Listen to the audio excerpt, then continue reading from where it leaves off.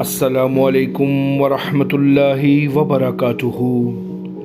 حضرت نوح علیہ السلام کی وفات کا وقت قریب آیا تو انہوں نے اپنے بیٹے کو فرمایا، میں تجھے وصیت کرتا ہوں، دو چیزوں کا حکم دیتا ہوں اور دو چیزوں سے روکتا ہوں۔ میں تجھے لا الہ الا اللہ کا ذکر کرنے کا حکم دیتا ہوں، کیونکہ اگر ساتوں آسمان اور ساتوں زمین ایک پلڑے میں رکھ دیے جائیں تو لا الہ الا اللہ حاوی اور بھاری ہو جائے گا، اور سبحان اللہ و بحمدہ سبحان اللہ العظیم پڑھنے کا حکم دیتا ہوں، کیونکہ اللہ کی تمام مخلوق اسی کے ساتھ اللہ کی تعریف بیان کرتی ہے اور اسی کے ساتھ پوری مخلوق کو روزی دی جاتی ہے۔ اور میں تجھ کو دو چیزوں سے روکتا ہوں، ایک شرک اور دوسرا تکبر سے۔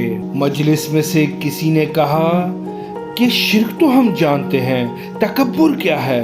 کیا یہ بھی تکبر ہے کہ ہم میں سے کسی کا عمدہ ہونا؟ فرمایا نہیں۔ پھر کہا گیا کہ کیا کسی کے پاس پہننے کے لیے اچھے کپڑے ہوں؟ فرمایا نہیں۔ پھر کہا تو کیا اچھی سواری کا مہیا ہونا تکبر ہے؟ فرمایا نہیں۔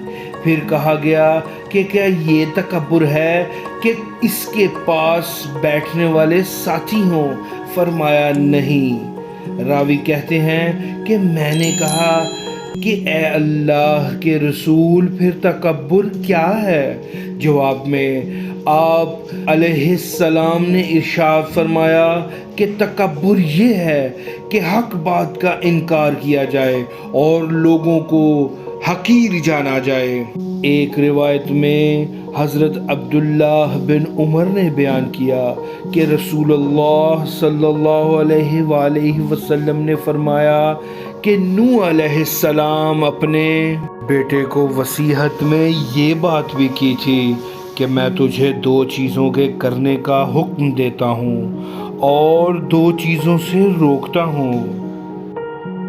آئیں اپنی اصلاح کریں۔